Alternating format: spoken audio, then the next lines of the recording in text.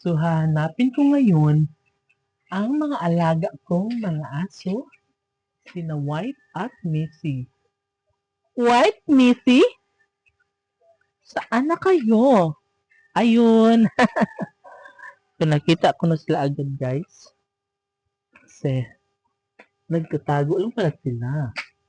Tao po. Ay, sarado siya, guys. Wala pa kasi nakatira dito. So, dito tayo sa unahan, guys. No? Makikita niyo po. Hindi pa ito tapos. Hindi pa nasemento yung daan. And, ang kabilang side naman, ay okay na rin siya. Oh, diba? Perfect na. You are my fire. The one. Day, murag na ulan man, day. So, nagsimula na siyang guys, umambon. And, hindi na tayo mag-worry, guys, kasi meron naman tayong ganito.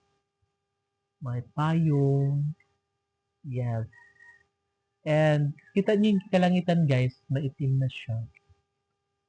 Dahil, indikasyon na uulan siya. Pero, may magagawa pa naman. Like, for example,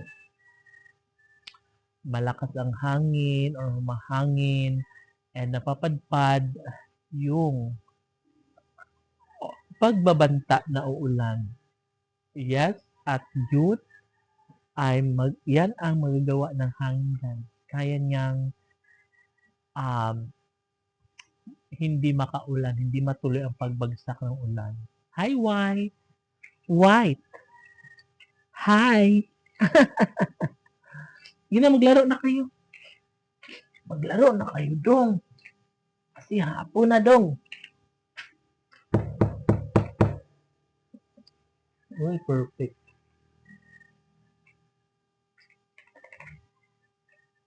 May kabayo sa taas. Kabayo! Diba?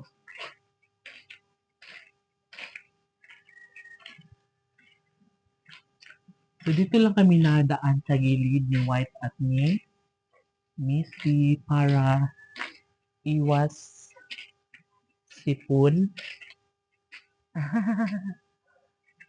Pero nawala na yung ambon, no? Go. Ang galing.